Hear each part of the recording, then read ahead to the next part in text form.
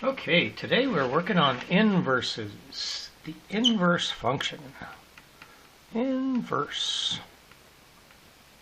Okay, so what is an inverse? That's my question. What is an inverse? It has to undo whatever the original function did.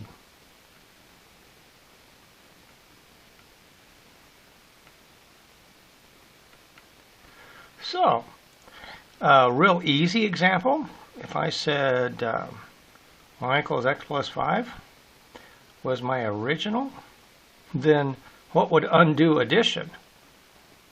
Think about, well, subtraction, of course. So the thing that undoes addition is subtraction. So y equals x minus 5, that is the inverse, right? So how do I know? How can I prove that it's an inverse? Well, what happens whenever something is an inverse is the x and y values switch. So let's just check. Let's make a table here. I'm going to pick some x and y values.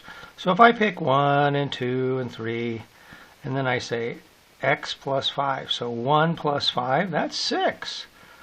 2 plus 5, that's 7. 3 plus 5, that's 8. Huh? Now then, if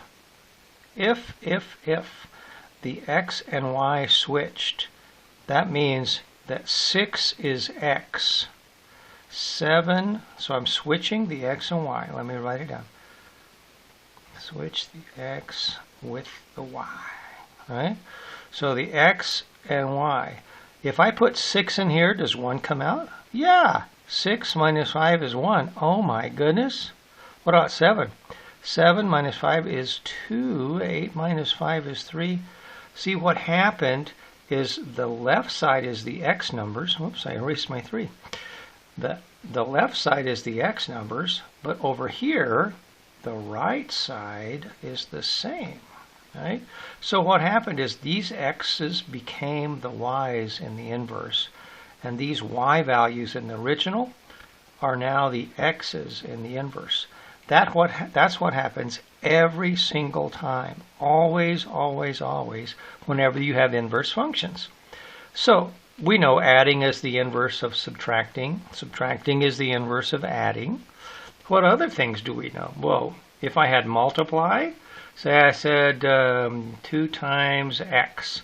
Well then, if that's the original, then divide has to be the inverse, right? The inverse. There we go. The inverse would be divide. You can write it like this. Right? Same thing, right? What if I said y is x squared? Well, what undoes x squared? Square root! Yeah, baby! That's exactly right, you know. And so there's all sorts of things that we can deal with that are originals and inverses. But the ones that we want to do today are ones where there are more than one thing going on. See, here we have adding, here we have multiplying, here we have squaring.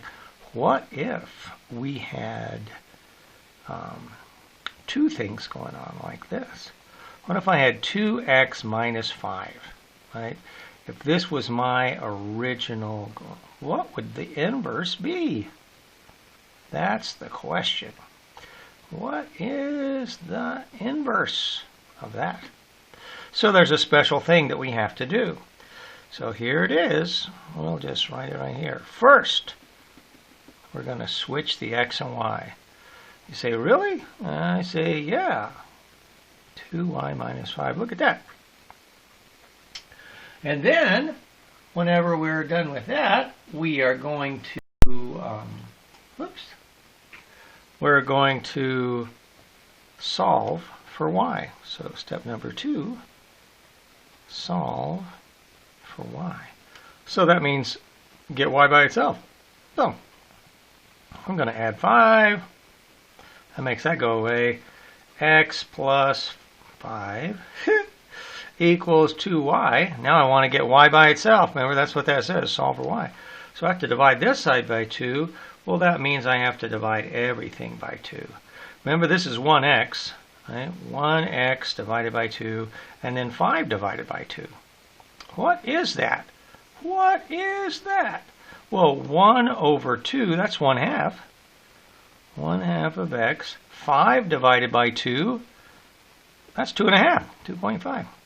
So if I said, hey, this is my original, then you'd say, well, this is my inverse. Look what we did. We switched the x's and y's, and then we solve for y. Let's do it again, just to make sure we understand. How about this one? So y equals 1/3 of x plus 7. And I want to know, what's the inverse? What is the inverse? Because this is my original, right? So what do I have to do? Switch the x and y. So that's going to be x equals 1/3 times y plus 7. Now I have to subtract 7, right? Because my next step is solve for y. So I have to subtract 7. That makes that go away. X minus 7 equals 1/3 of y. Now how do I get rid of 1/3? What do you think? What do you think? What do you think? Gotta multiply. I'm going to multiply by 3. Because 3 times 1/3 makes it go away. So I'm going to multiply this side by 3. And I'm going to multiply that side by 3. So what do I get when I multiply by 3? Well, 3 times that's going to be y, so that's easy. Y equals 3 times 7 is 21, negative 21, because 3 times negative 7. 3 times, that'd be 3x. Look at that. This is the inverse of this. Now, how do I know it's the inverse? If I wanted to check, could I check to make sure that it's the inverse? Sure, I could. So if I say, well, look, I've got 3x minus 21. So let's pick some x numbers. I don't care what they are. You just pick one. All right. I don't know. 7? Okay. 9? 10? Okay. 4? Why not? Just any numbers we want. Doesn't matter. Here we go. 7 times 3 is 21. 21 minus 21 is 0. All right? So I'm just plugging it in here. 10 times this would be 30. 30 minus 21 is 9. 4 times 3 is 12. 12 minus 21 is negative 9. Ha ha ha. So that's my x and y. Okay? So if I try and put it in here, y equals 1/3 of x plus 7. They have to be the opposite. Right? So that means 0 has to go in and 7 has to come out. So does that work?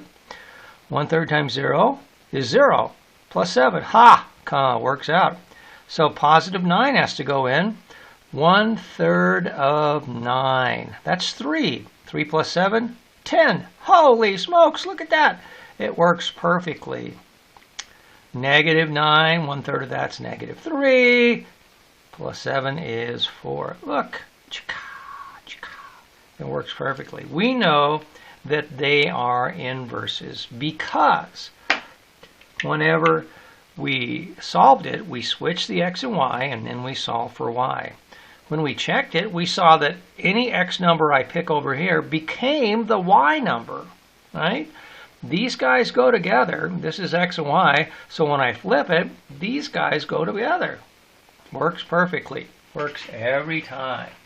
So, that's that you should be able to do today.